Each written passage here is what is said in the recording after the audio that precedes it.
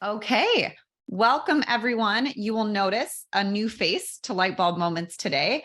I am not Tom Kuhn, I'm Erin. And go ahead and use the chat screen and tell us where you're tuning in from. You will hopefully have noticed that this is something new. This is a Lightbulb Moment takeover.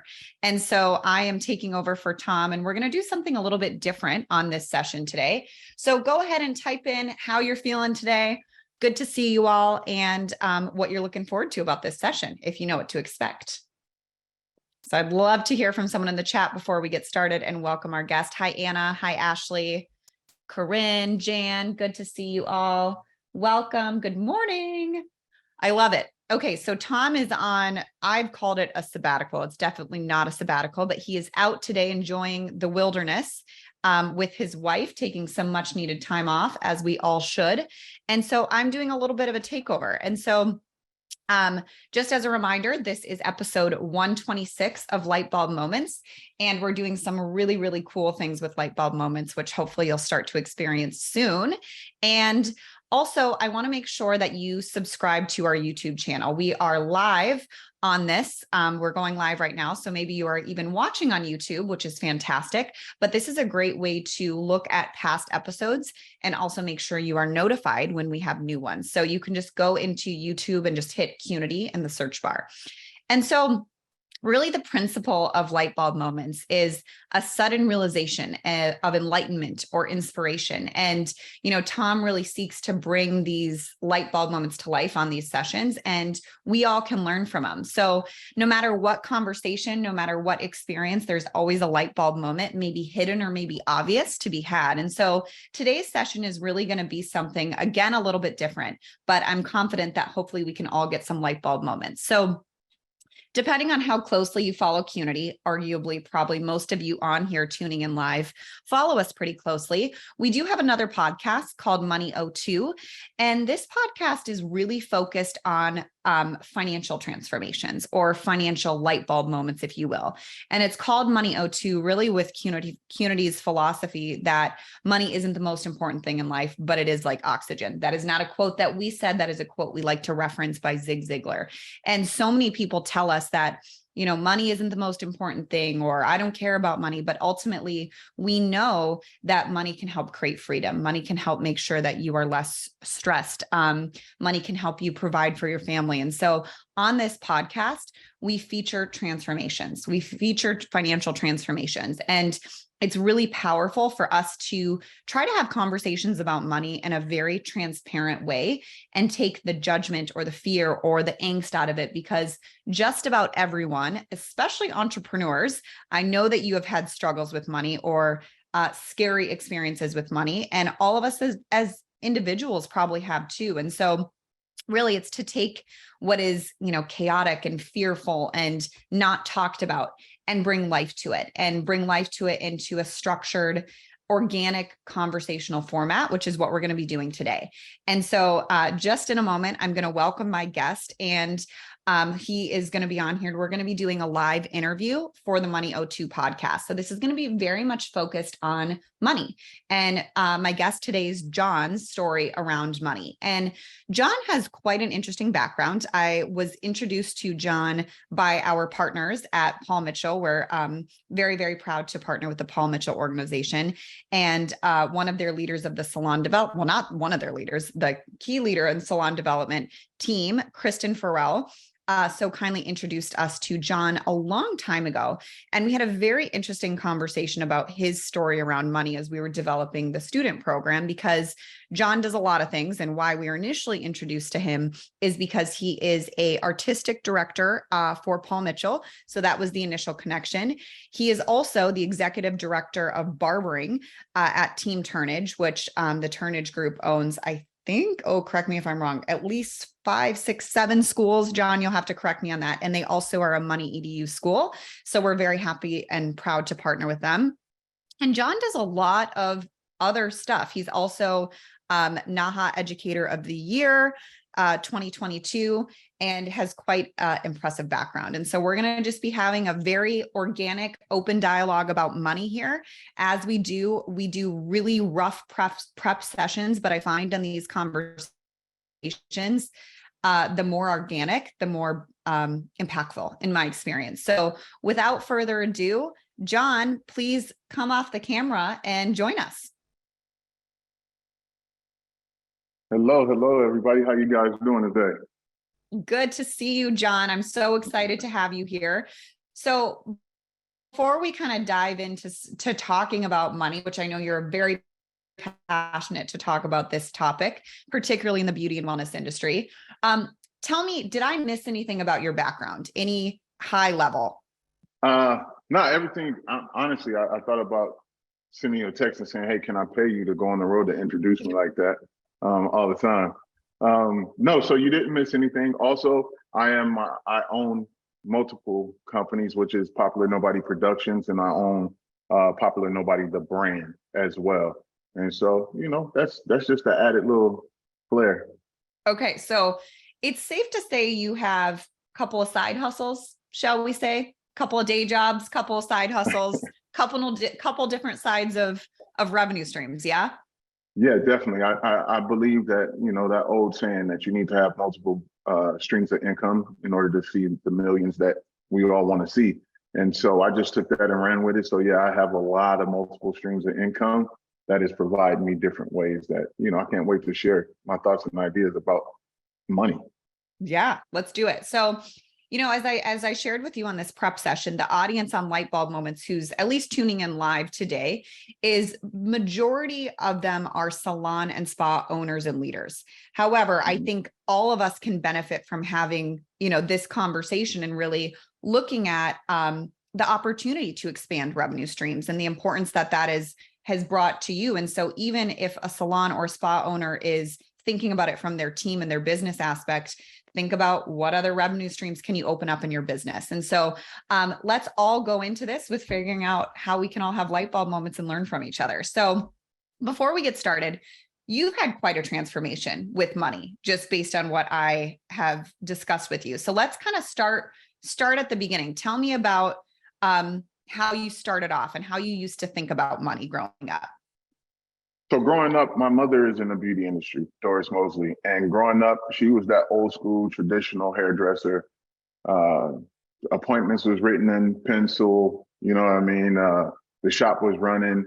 And I would see my mother come home with wads and wads of cash on Saturdays, but it never translated to grow into more. Then I see my mom opening multiple businesses and it never seemed to grow more. And so I learned from an early age, just watching like, okay, sometimes you got to handle money different, but then, just growing up, you kind of fall back into those same things that you were seeing before. And for me, it was that, like, I got into the barbershop, I'm making a lot of money, but my bank account always looked the same.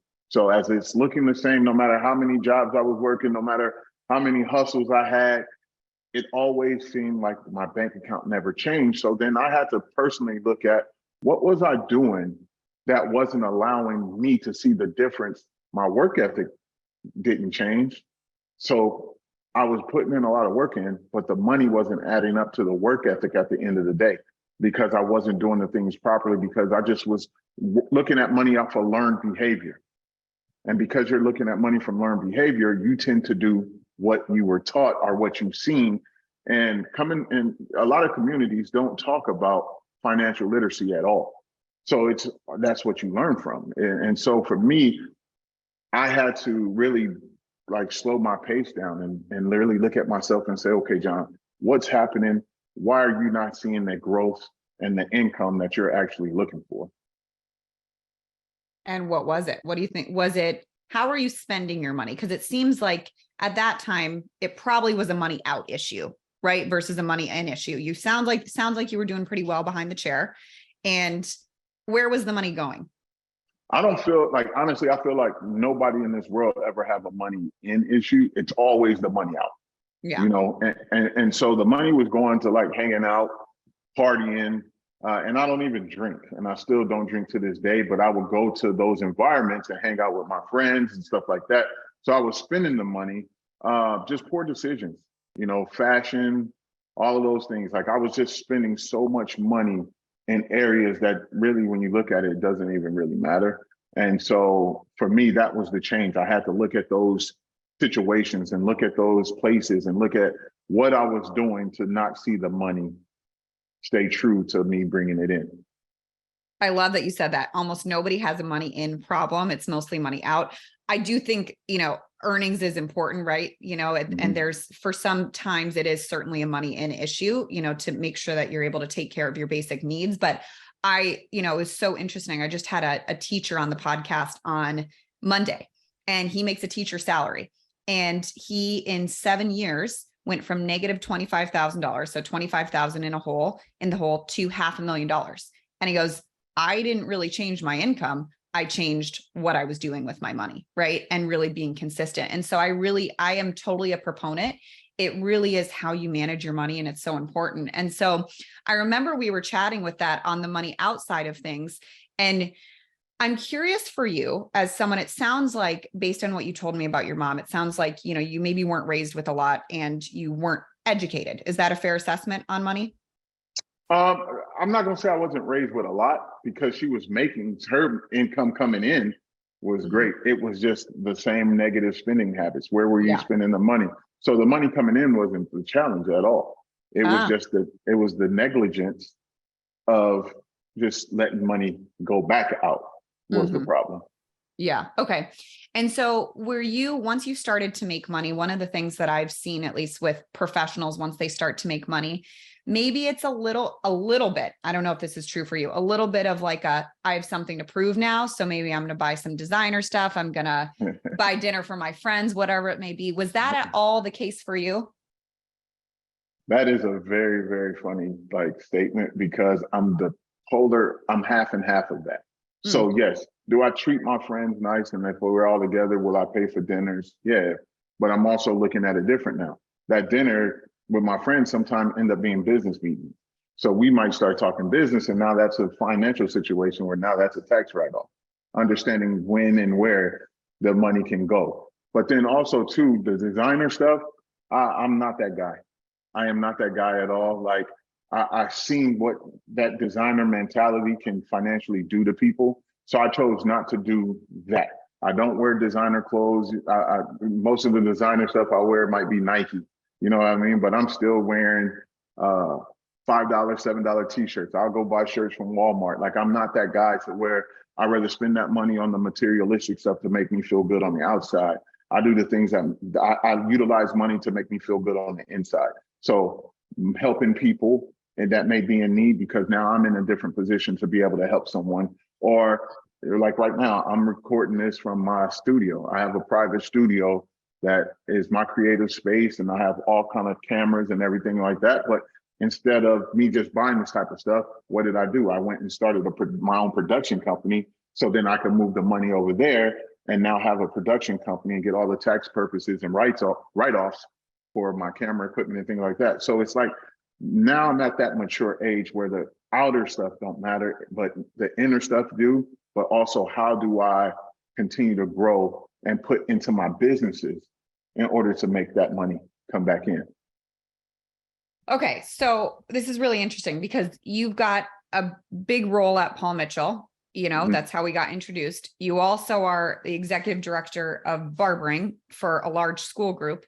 How do you find the time to do those jobs and do all these other? Time management. Time management is very important, so I look at it like we all have 24 hours. We all have 24 hours. One of the biggest practices, I make sure I detach. When I go home, my phone is on the counter. It goes on do not disturb from 9 p.m. to 8:30 in the morning. So I'm very present at home, and that keeps my battery recharged, and then when I'm at work, I'm working. I have certain obligations that I have to do. I have certain things that I have to deliver. I make sure I handle all of those things, but I always kept this mentality coming up in this industry and saying, however many hours I put in a week for someone else, I got to put in just the same amount of hours for myself, or if not more, to actually reap the reward of being able to stay on top of my game and being able to feel comfortable with doing what I'm doing.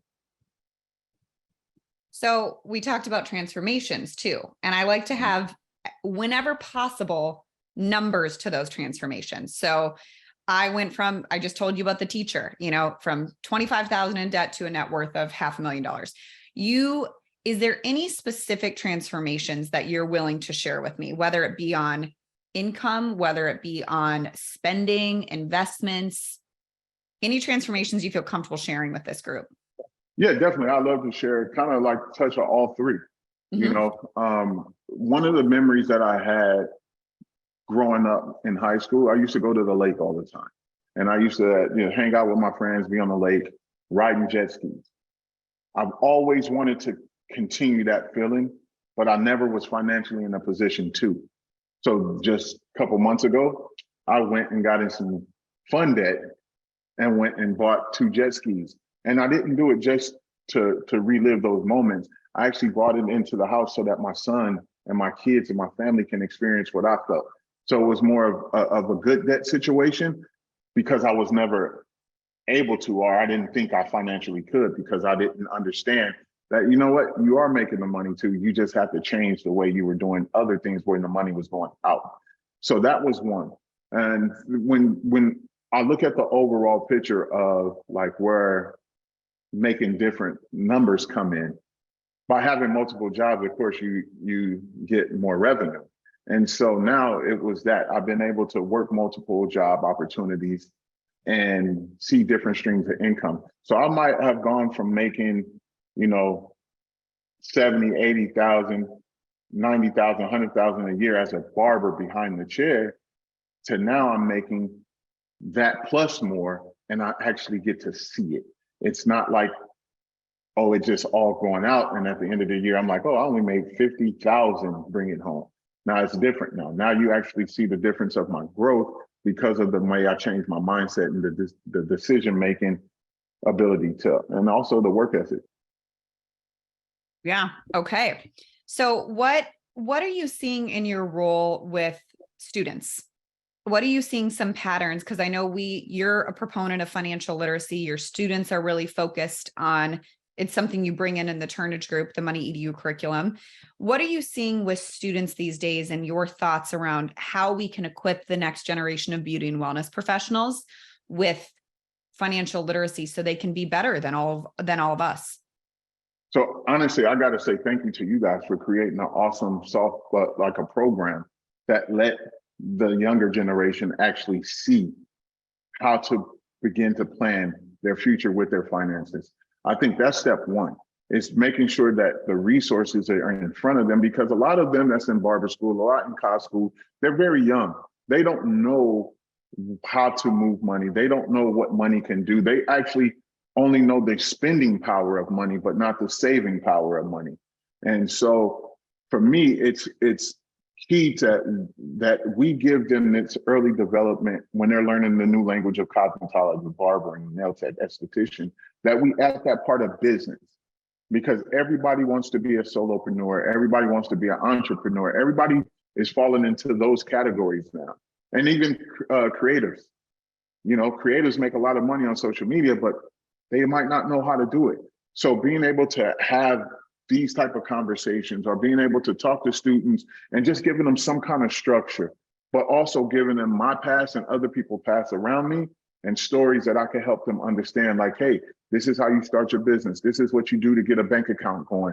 This is what you need to set that up. I think that is the important piece that you guys have helped set in place, and breaking down numbers and understanding, like, this is what the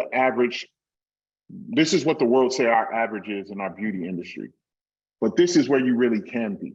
And that's why I always make the statement when I speak to students that, yeah, our license might say barber, cosmetologist, esthetician. Yeah, none of that matters. You're really an entrepreneur, and you have to learn those entrepreneur skills. And the number one entrepreneur skill you need to learn first is money. I was just on mute. Totally agree. What I was going to say, though, that I do want to challenge. So, because we do surveys on this in the Money EDU curriculum. And so we ask people, students particularly, I think we have over 5,000 students that have participated in this study so far. And we ask them before the program and after the program, what type of preneur do you want to be? Do you want to be a solopreneur, which is a business of one? an entrepreneur, which is a business that, as we define it in the curriculum, intends to have a staff and to grow and move beyond, one solo practitioner? Or do you want to be an intrapreneur, one that has a business that can build within an existing business, i.e. a hairdresser goes and works at an existing salon? What's interesting is I would agree with you on the front end. People surveyed say solopreneur and entrepreneur. Those come up quite a bit. What's very interesting, though, is after the curriculum, from what we've seen from the data perspective, is that actually changes. And people start to see, at least when they want to start out.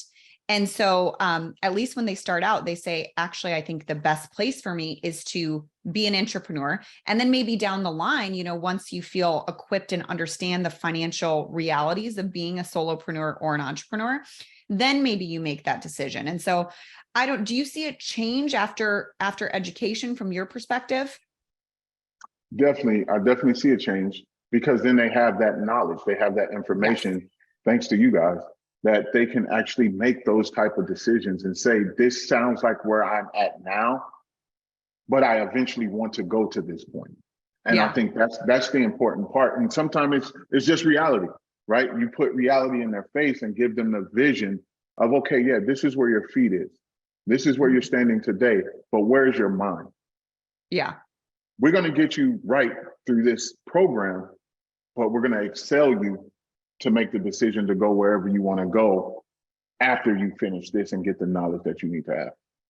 Totally. And I mean, in the curriculum, we start off with money mindset. And then I totally agree with you. The most important thing for a student to know, specifically someone in a trade, right, where their skill is their currency, right? It is how they actually how they literally what they get paid to do. Right. And so I'm curious, to finish my thought, we teach them right away. Okay. The most important thing you need to know, and I believe it's the most important thing for students to know, is how will you actually make money in this skill? How will you actually make an income? Because I think most trades, it's not talked about, but I'm curious with how can you teach intrapreneurs, right? Someone who's working in an existing business, the importance of entrepreneurial skills. Do you do that in the way that you teach barbers and, in your academies? Yes.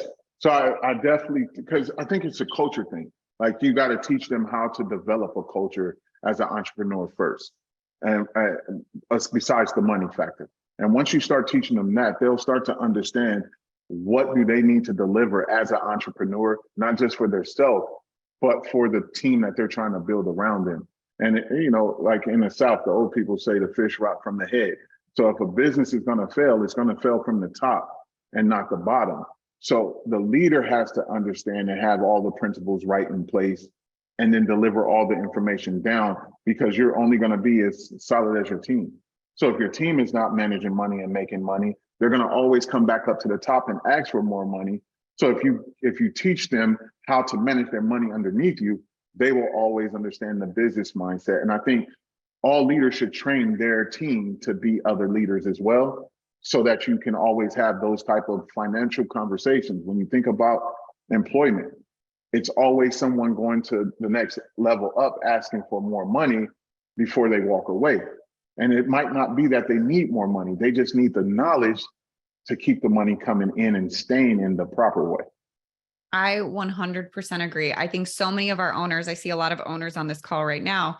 And how many times has it been someone, goes and asks the leader for a raise, and they're having financial issues? And sure, it might be a little bit of an income problem, but it might be, a lack of management of their own money. And it's really not, and sometimes that then becomes the employer's problem, which is really challenging for the employer, because, many employers, to their credit, they pay what they can afford. I mean, we're working with small businesses, right? We are working with small businesses. They're doing everything they can. And so I think teaching them the importance of money and how to make it work for you, right? No matter what income level you're at, and really equipping them with that knowledge is really good business practice too. No, 100%. Because as you teach the team, they're going to keep developing. They're going to keep understanding, and then they'll make the shift. They're going to make those shifts to say, I need to do this better. And once I start doing these things better, I could see the difference. Some people make more money than they actually know they do. because they only pay attention to at the end of the month when they're paying all their bills out at the end of the month and not actually understanding like, hey, what if you just put a little bit of money away to pay your bills and it's not coming out of one check? Because I think that's one of the biggest problems. People pay everything out of one check and then they feel like they don't have nothing. And it's like, no, you do have it, but let's change the way we move it inside of our own house in order to make this feel better for you. Some people might be making $4,000 a week, a month, but it don't look like $4,000 a month because of how if you eat out, you're buying Starbucks, you got Netflix, you got Max, you got Hulu, you got all of these things going out, but not realizing that these are bills that's piling up every month. You got a gym membership. I think the gym is the biggest ripoff because people sign up for the gym, never use it, but you're still paying that bill. So it's like those type of things, the subscriptions on our cell phone. We got subscriptions that we don't know about. So I want to encourage owners that's listening and pass it down to your team. Get on your phone and check out your subscriptions and see what you're paying for that's just coming out of your bank account every month that you're not even paying attention to. But that's money going out, not money staying in. So how did you transform your relationship with money? Like what are some of the things that you did? You know, you mentioned you were making maybe 80,000 a year or something like that. What did you, and spending a lot, in fairness, that was part of it. But what is something that you did to start to change your education around money? Once I met with you guys and we've spoken, we've seen how the curriculum can help. It's doing the work. No matter how much knowledge you have around anything, if you don't put the work in, that's it. So for me, I had to start applying what I was putting into me knowledge-wise and saying, okay, let me give this a try. Just like when you're dealing with products, you got to wait 2 weeks to see if that product actually works. You got to give yourself time to see if the money system that you're putting in place is going to work. And if not, don't scrap the whole idea. I didn't scrap my whole idea. I just kept tweaking it and make it work for me. One of my clients growing up in the industry, he was like, John, put $20 a day away. And so when I start putting $20 a day away, you get those moments where you're sitting back and it's like, I don't know if I could put $20 away today. But then instead of not putting the $20 away, still put something away. Don't just give up on the $20, put $5 away.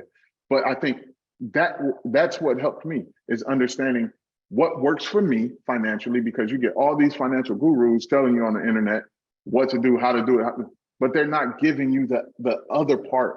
And I feel like that's what you guys are doing. You guys are giving the extra part, the part that's missing, the knowledge that people need to sit down and really dive into and self-check. Because it's easy to just listen to somebody tell you what to do. But can you self-check what they're telling you to do, but also apply it? I had to apply, I had to put the work in, and also I had to realize that I have children. I want to make sure my kids' future is going to be straight. I want my kids to be able to go to college and not have to harass us as parents for noodle money, or, I want my kids to still have a great life even when they're in college and not have to sacrifice so much, because I feel like all of that ties together. Money ties everything together. And if you're financially hurting in any aspect, everything around you will hurt, because your attitude is always going to be the same and negative. And so for me, that's what it was. I put that work in, I listened, and I applied. Knowing to doing, as we always talk about, right? So is there a point, because I think that's the crux of the issue with so many people, and whether it's health, whether it's changing your financial situation, ultimately the reason to change, the way to change, is you have to move into a state of knowing, right? You know what you should do. We all know we should spend less than we make, all the things that everybody tells us to do. But how is it that you moved from going from knowing to doing? Like, is there a light bulb moment you had where you moved into, hey, I know all these things, I'm going to start doing it today and consistently? Definitely. I went kind of homeless. Homeless. Yeah, I kind of went homeless, and one of the guys that I work with at the barbershop, he allowed me to come stay at his house, and that, it wasn't embarrassing, but it was a wake-up call. It was a calling for me to understand that I didn't like this feeling. And I told him and I told myself that I will not ever do this again.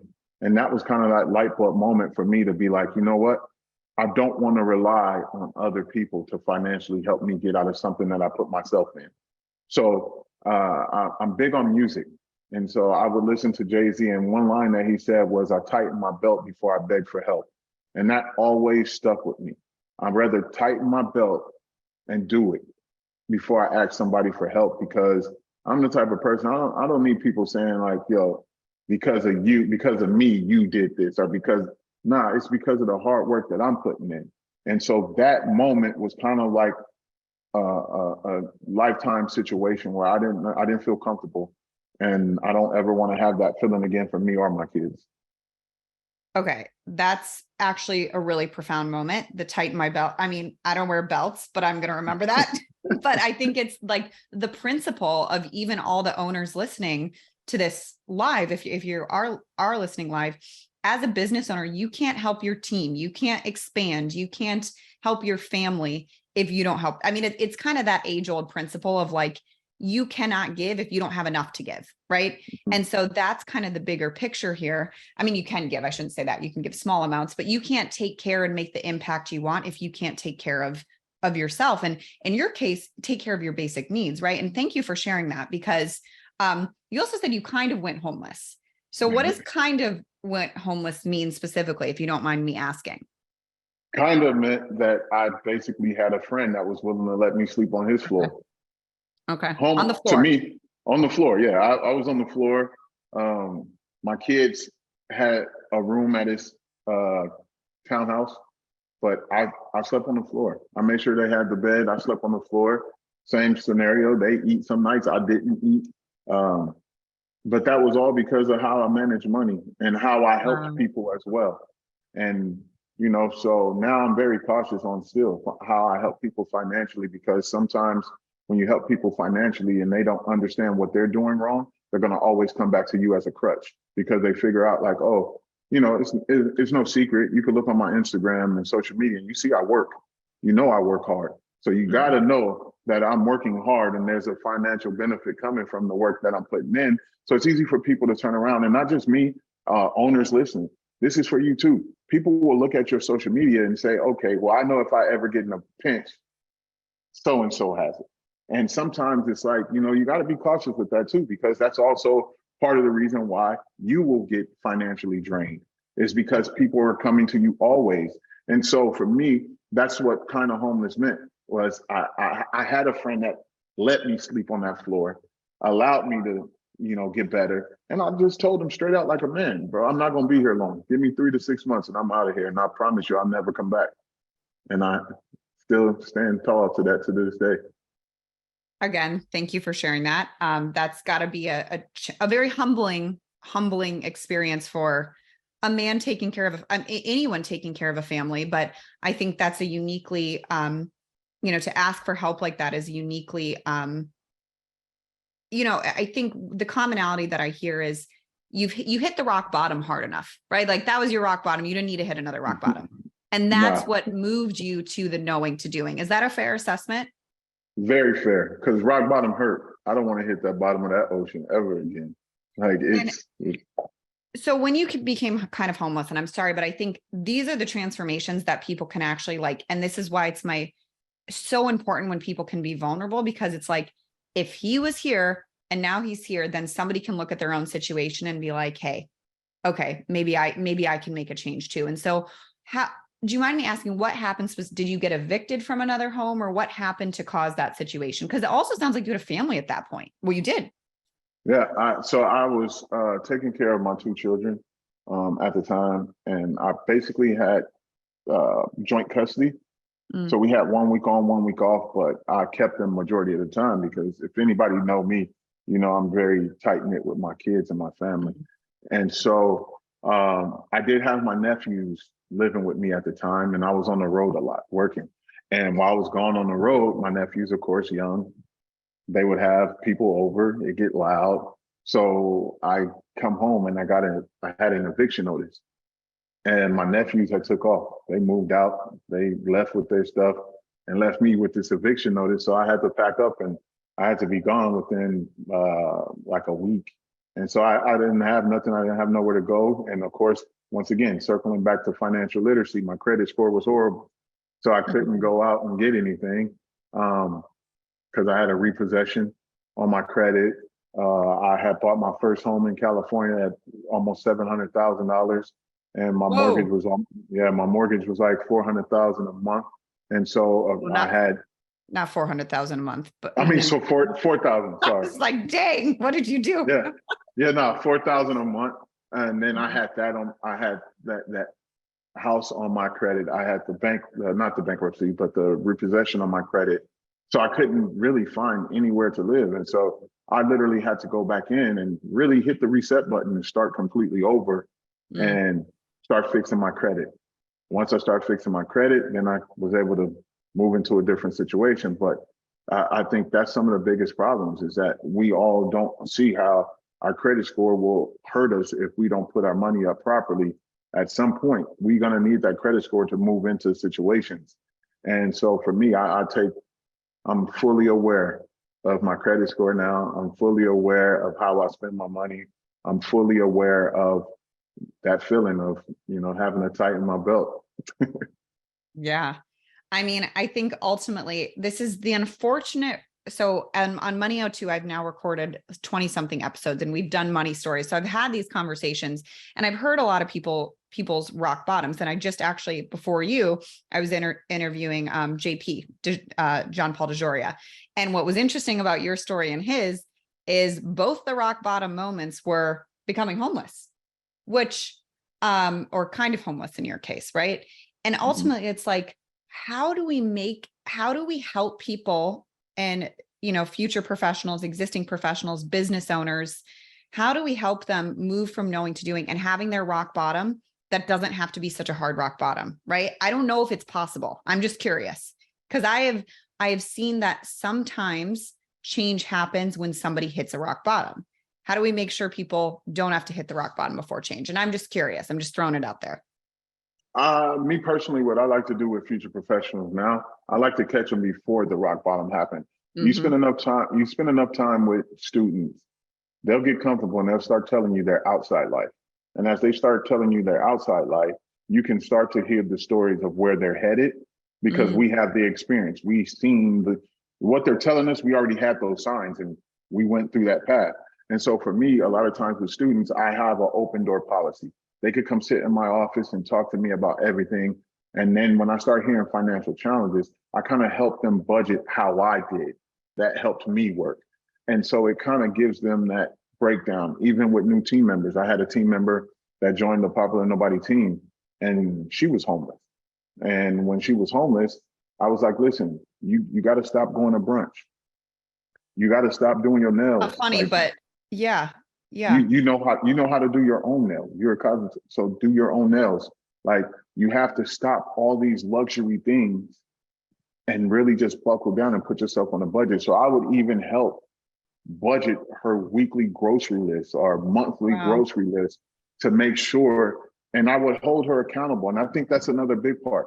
Sometimes the future professionals are sometimes our employees, sometimes us as ourselves. We don't have people to hold us accountable to what we're doing financially. So if you don't have that financial mentor, that financial person that's going to check you and say, hey, now was that on the budget this week? If we don't have those people in our life or they don't have those people in their lives, they're going to make the same mistakes every time. And you don't have to stay there all the time. You just need to be there for a short period of time to change the habits that they've already created. But then you could start giving them those check-ins after they created the new habit. Yeah. I mean, it's amazing, the things that we think we can't live without. I'm just really struck by that story. And my response was, it was almost like you're homeless, but still going to brunches. You know what I mean? It's like, it's so interesting. I wonder, did you expand on that story with her? Yeah, like it's pretty much that lifestyle. Fake it till you make it. Lifestyle. Yeah. Lifestyle. Fake it till you make it. And same thing. You're living in a city where it's a rat race. You're trying to, be in the happening spots because we got to gain clientele. We got to do this. We got to do that. And sometimes it's like, yeah, you could be in a happening spot without actually going in the happening spot. You Mhm. could be around the happening area without having to partake in the happening area, you Yeah. know? And so it's just those type of things I think that a lot of people don't realize. We're constantly putting ourselves in financial vulnerable situations. And Yeah. we feel like we gotta live up to it and we gotta do it. And that's why I said earlier, I don't care about name brand stuff. I created a brand so I could wear my own brand. So if I'm gonna spend money on some shirts and hats and stuff, you know, I have my vices. I like watches, I like shoes, and I like hats. But I also like things that make my money and my business grow, you know. But it's like I had to get to that point to where I can be comfortable spending that and also still being able to self-check myself. Like, do you really need that? No, you don't. Okay, perfect. Let's keep walking.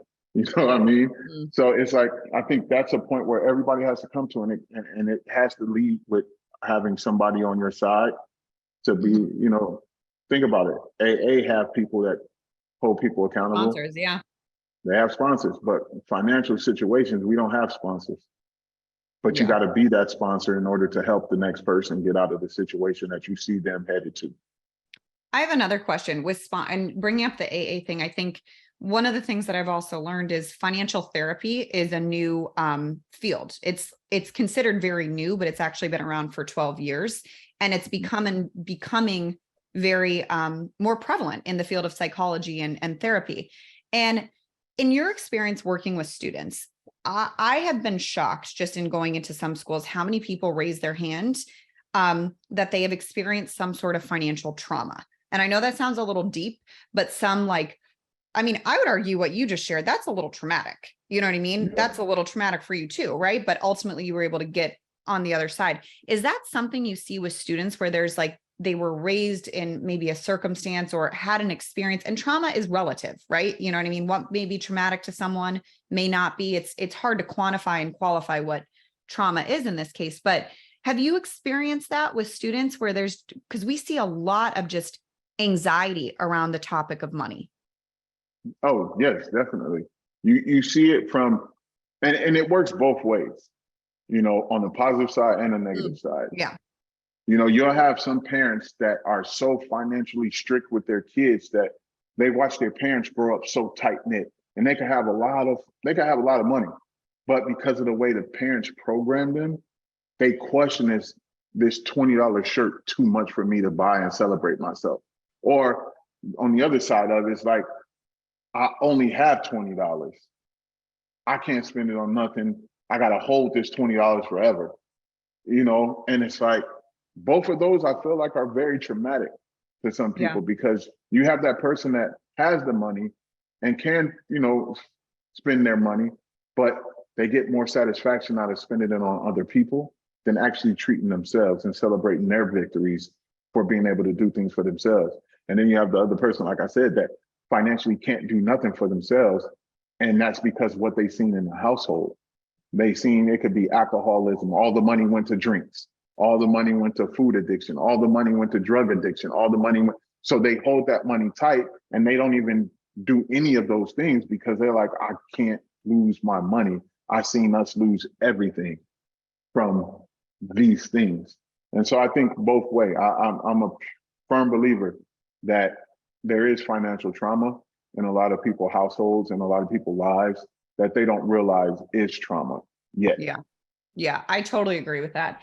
And I think ultimately, you know, the light bulb moment that I've had and with these conversations is there is no formula. This is all personal, but I do think the only way to change your circumstances and to change your financial reality, whether your business is in a tight position, whether you're personally in a tight position.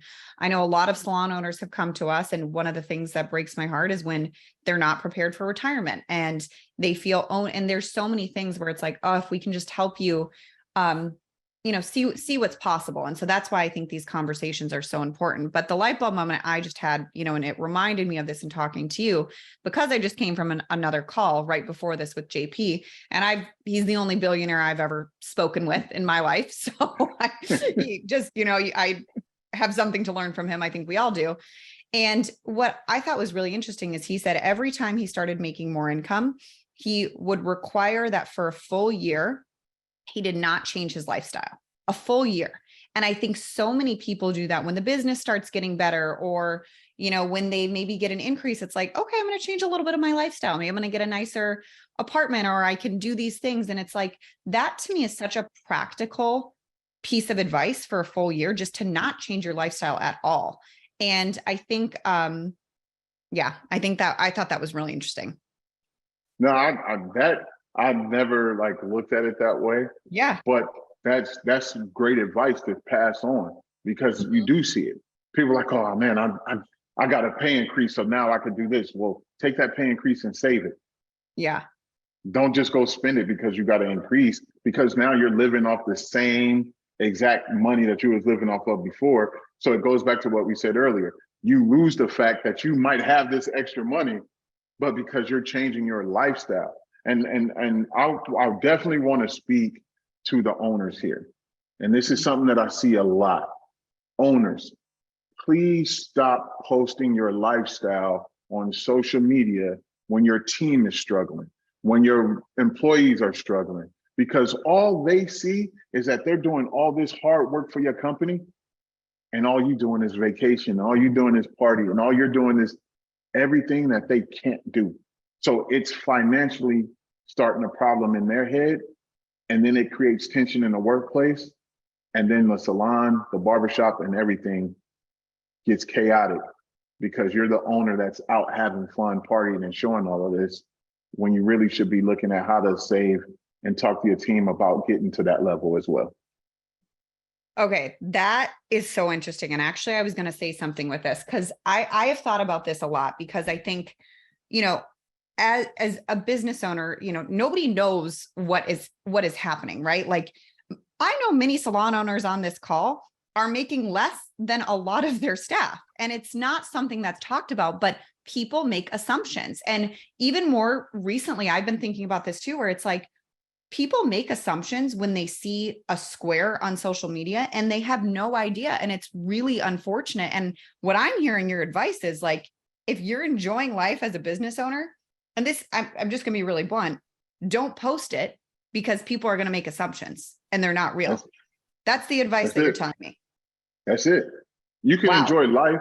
You can enjoy life. You could definitely enjoy your life. I'm not saying don't enjoy it, but think about the people that you're planting seeds in their mind. You're watering their garden, because they're looking at you already as the owner and saying, you know, especially if there's an employee that has been complaining, you're just feeding. We all know cancer grows. That one cancer can grow into a lot of different other people. Yeah. And you're sitting there thinking everything is fine and dandy, but then you have a walkout. Why?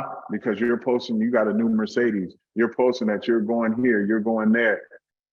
Don't, like, I don't want nobody watching this get me wrong. I'm not saying don't live your life as an owner. Yeah. You worked hard to start your business. You did all of those things. Kudos. That is great. That is great entrepreneurship. But the one thing that I will encourage is, please stay away from posting a lifestyle that other people wish they had that's right around you, because they're your employees looking up to you. Oh, that is some profound stuff. And I'm thinking of someone on our team.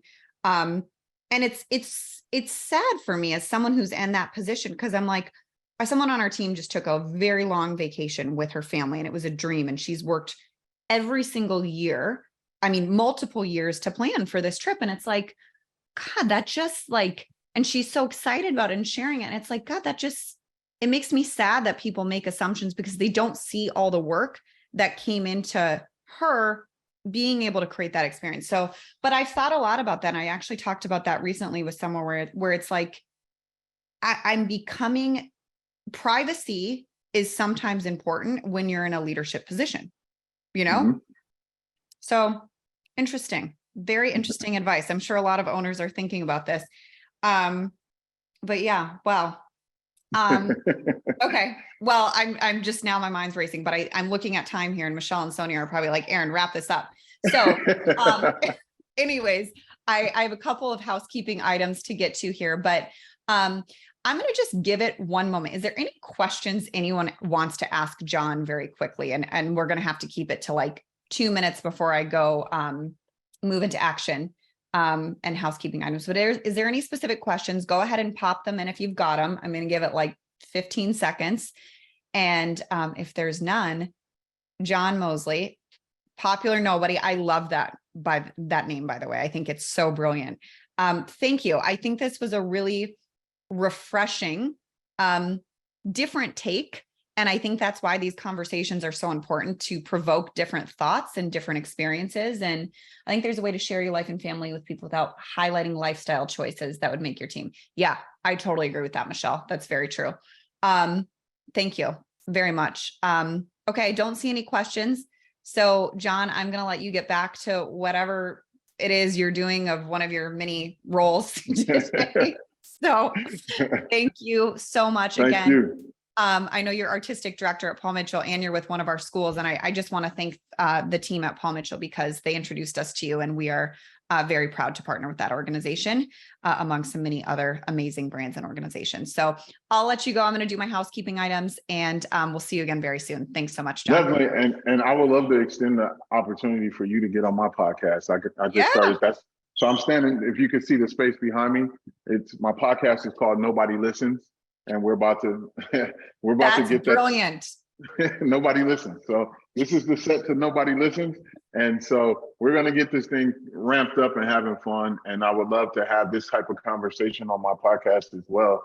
And, just share it, because I do have a different following, but my following definitely needs to hear this message, because it makes an impact on the culture and the community more than just a person.